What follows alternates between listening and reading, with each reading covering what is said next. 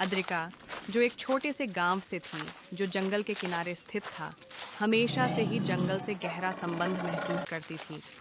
उसने बचपन में बाघों, तेंदुओं और जंगल में घूमने वाले अन्य जानवरों की कहानियां सुनी थीं, लेकिन उसे कभी भी उनसे डर नहीं लगा। उसका समुदाय भूमि के साथ सामंजस्य में जीता था। वह खतरों से परिचित था, लेकिन प्रकृति के संतुलन का सम्मान करता था। अद्रिका अपने घर लौटी और मुर्गियां और बच्चों को खाना खिला रही थी। उसकी माँ परिवार के लिए खाना बना रही थी जब बाघ ने अंधेरे में हमला करने की पोजीशन बनाई। पत्तियों की सरसराहट सुनकर अद्रिका ने कुछ पल के लिए जंगल की आवाज़ें सुनने की कोशिश की, लेकिन कुछ नहीं था। मेढकों की आवाज़ें और बस एक डरावनी खामोशी।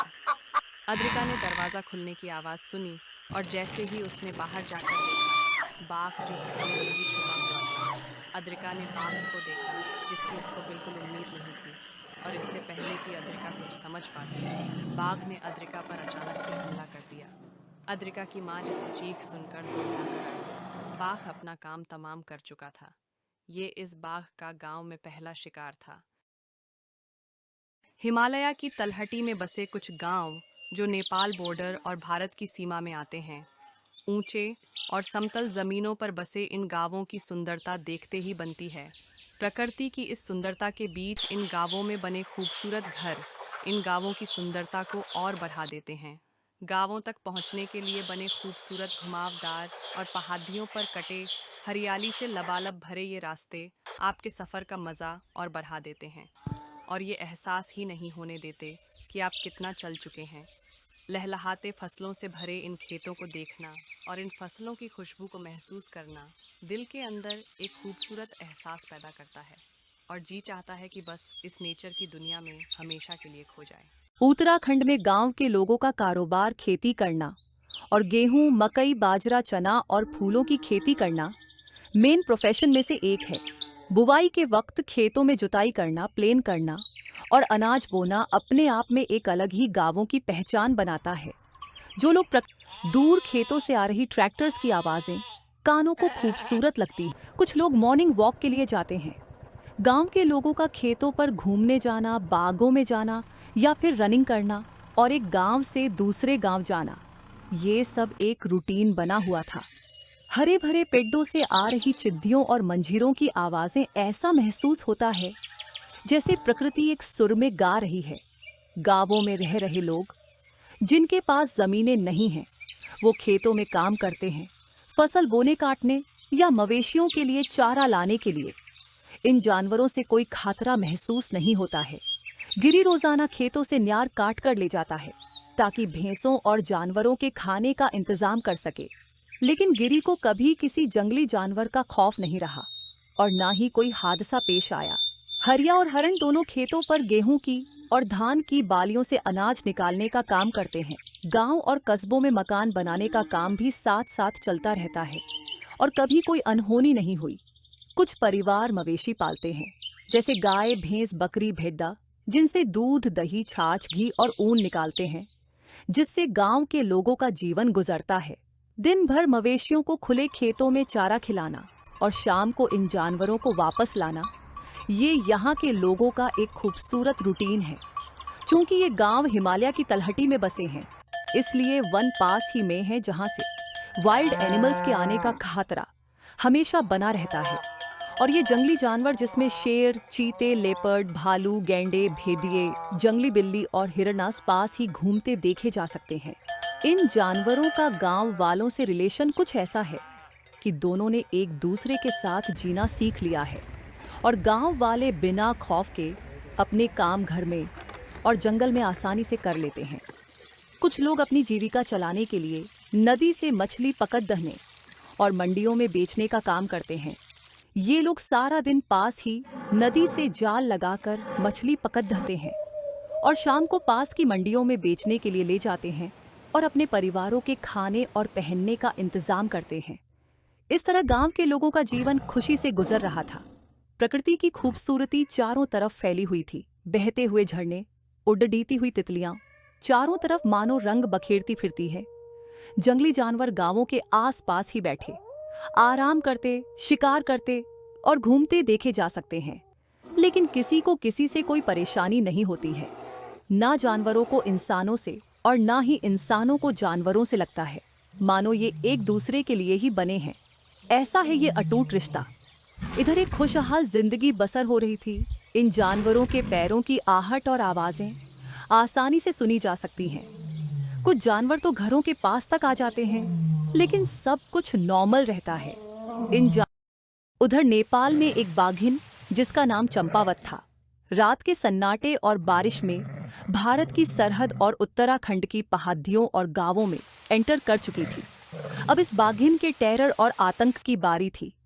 ये बाघ मूल रूप से नेपाल के जंगलों का निवासी था, लेकिन इसका आतंक तब शुरू हुआ जब यह भारत में घुस आया। जैसा कि अक्सर प्रकृति के हिसाब से इंसान हमेशा से शिकार करने वाले बाघों के साथ रहा है, ये बाघ भी पहले केवल अपनी सामान्य शिकार की तरह ही शिकार करता था, लेकिन किसी चोट, बीमारी या ओल्ड एज की वजह से इसके लिए शिकार करना इम्पॉसिबल हो गया। जब बाघ घायल हो जाता है और वह अपने नेचुरल शिकार नहीं कर पाता, तो इंसानों जैसे आसान शिकार को चुनने लगता है। चंपावत बाघ के बारे में यह भी माना जाता है कि इसके जबड़े में एक चोट थी जिससे इसे जंगली जानवरों का शिकार करना मुश्किल हो गया था। इसके बाद उसने मनुष्यों को शिकार बनाना शुरू कर दिया और यह विशेष रूप से खतरनाक बन गया क्योंकि इस बाघ को इंसानों का डर नहीं था। इस आदत को इस बाघ के बढ़ते हुए इंसानी मांस पर डिपेंड होने को और बढ़ा दिया था। इसी तरह इस चंपावत फीमेल टाइगर ने कुछ ही सालों में 436 लोगों को अपना शिकार बनाया, जिसमें जवान, बूढ़े, बच्चे शामिल थे। इस बाघिन के लिए सब बराबर थे। हर जगह दहशत का माहौल था। लोग बाहर निकलने, काम करने और घूमने से डरते थे। शाम होते ही गांवों में सन्नाटा पसर जाता। कुल मिलाकर जिंदगी एक मुश्किल दौर से गुजर रही थी। लोगों को समझ नहीं आ रहा था कि क्या किया जाए। ये बाघिन इतनी चालाक थी कि शिकार करने के बाद आसानी से बिना किसी की नज़र में आए बचकर निकल जाती। इसलिए इसको पकड़ बेचना या मारना आसान नहीं था। अब लोग इस इंतजार में थे कि कोई शिकारी आए जो इस बाघिन से गांव वालों को छुटकारा दिलाए ताकि लोगों की जिंदगी आसान हो।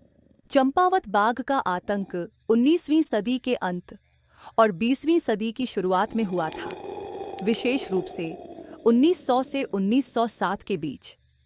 इस बाघ के बारे में माना जाता है कि उसने 436 लोगों की जान ली, जिससे यह अब तक के सबसे घातक मनुष्य शिकारी बाघों में से एक बन गया। आखिरकार भारतीय ब्रिटिश सरकार ने एक प्रसिद्ध शिकारी को बुलाया जिनका नाम जिम कॉर्बेट था, जो मैन ईटिंग टाइगर्स का पीछा करने में माहिर थे। कॉर्बेट इन खतरनाक जानवरों की स्ट्रैटेजी और क्लीवरनेस से अच्छी तरह वाकिफ थे और इससे पहले कई ऐसे बाघों का शिकार कर चुके थे। 1907 में कॉर्बेट को चंपावत बाघ से निपटने के लिए बुलाया गया। उन्हें अच्छी तरह से पता था कि मैन ईटिंग टाइगर्स का शिकार करना एक सेंसिटिव काम है, क्योंकि वह पहले भी कई ऐसे बाघों का शिकार कर चुके थे। इस बाघ ने मनुष्यों पर हमला करने का एक पैटर्न विकसित कर लिया था, खासकर रात के समय, और वह दिन ब दिन और अधिक साहसी हो गया था। कॉर्बेट चंपावत पहुंचे और उन्होंने बाघ का पीछा करना शुरू किया।